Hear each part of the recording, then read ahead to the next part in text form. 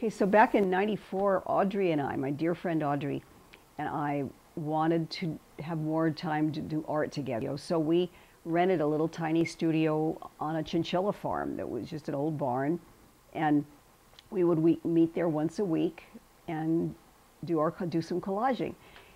And little by little, we were telling other people about it, and they wanted to come and join us. So we started having a weekly get-together. Now we just have this ongoing collage class that meets every Monday, and it's like a combination of therapy, art, socializing.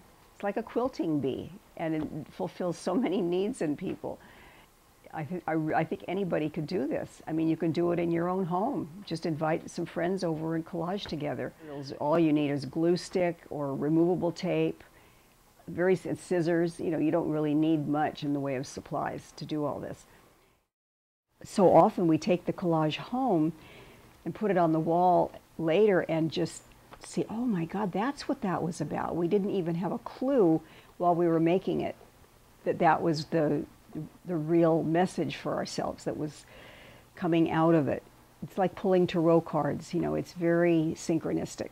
It's the way it connects us with the bigger collective unconscious of the world. I mean, in some strange, mysterious way that we can't even explain.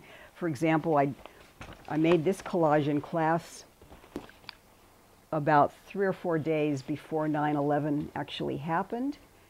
And Audrey also had one that was very prophetic. There were several people who made collages that actually were prophetic. I mean, they predicted what was going to happen. And then we brought them to class after the tragedy happened, and we're just so blown away by the synchronicity of the fact that you know, this, to me, it represents the souls of the people who died and the fires and the, you know, just the whole thing. And maybe she's a guardian spirit that was watching over us. It's hard to say what it all means, and you don't even have to explain it. It's just a wonderful quality about collage that it happens over and over again with people. We make these collages in class and we don't have a clue what they're about. And then a day later or a week later, we'll see how it was revealing something very, very important about ourselves or about the world that we didn't even know consciously. So that's something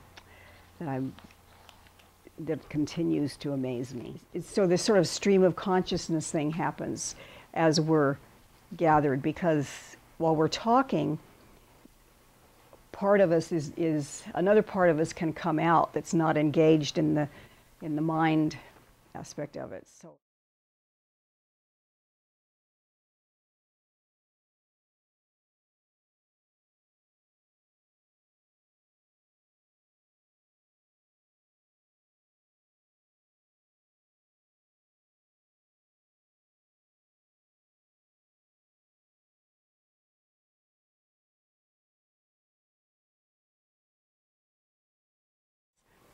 So then that gradually developed into a group of people that we called the Collage Collective, and we started having shows on we'd get doors and paint them white and put them up in somebody's garden and have an art show, and people would come. And that was just wonderful, because it's so nice to be able to share your work with other people and get their response and see what they see in it.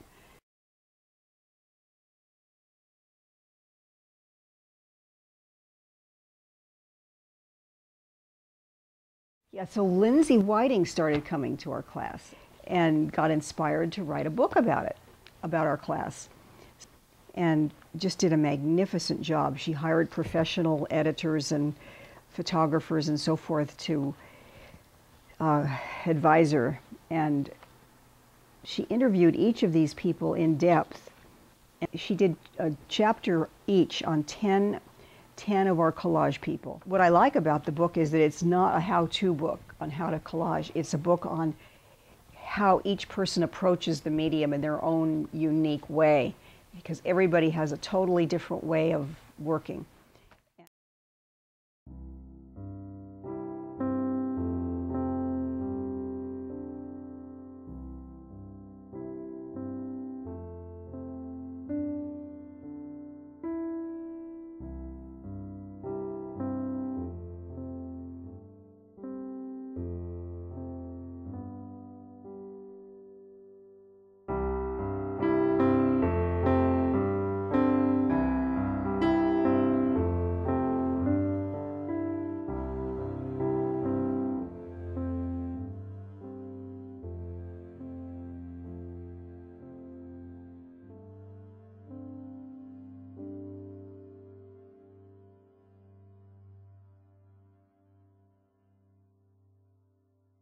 I was invited to be in a women artist journal exhibit at the Prieto Gallery at Mills College that year, and I wanted to make a book for the show.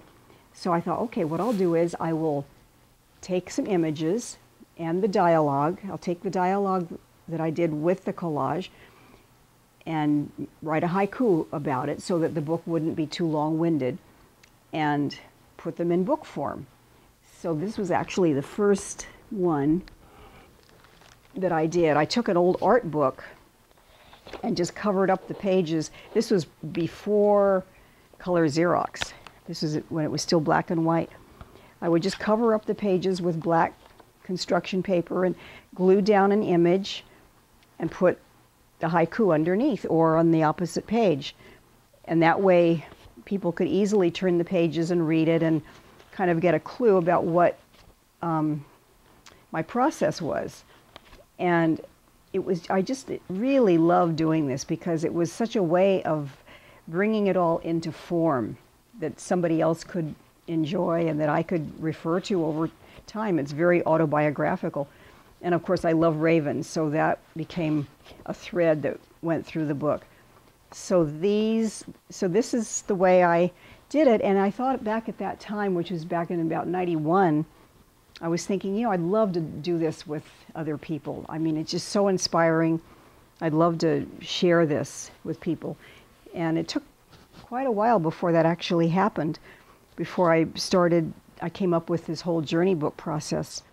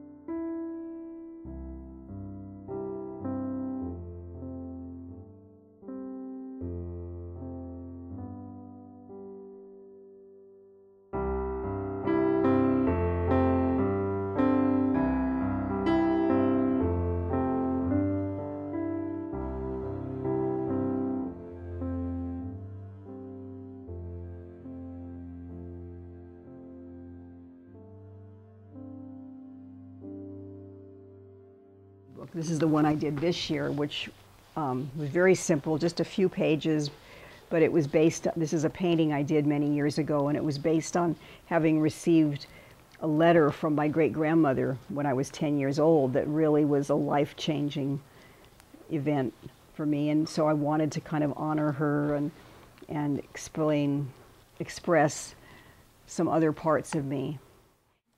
Oh, and then the other fun thing is these little fat books. I just randomly glue stuff in it. It's sort of like a journal.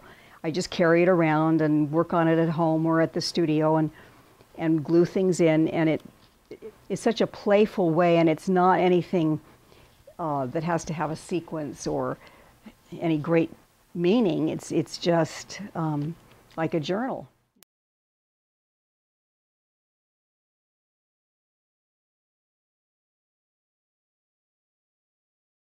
I remember loving to draw from the time as far back as I can remember. You know, when I was a little kid, I used to just draw and draw and draw and make up little birthday cards for people with little poems and drawings on them.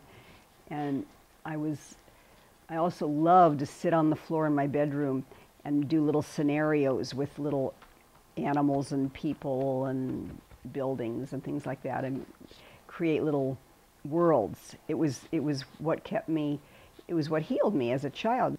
But fortunately, I never completely gave up the art, and I am grateful that I was encouraged. You know, a lot of kids don't have that, and the more they can be encouraged if they show any interest at all in drawing or collaging, the more they can do, the better, because it helps them to feel good about themselves and also to be seen by other people and appreciated. I think that's one of the problems that our society is dealing with right now, is these wounded souls who don't feel that anybody can see them and don't feel any connection with the world.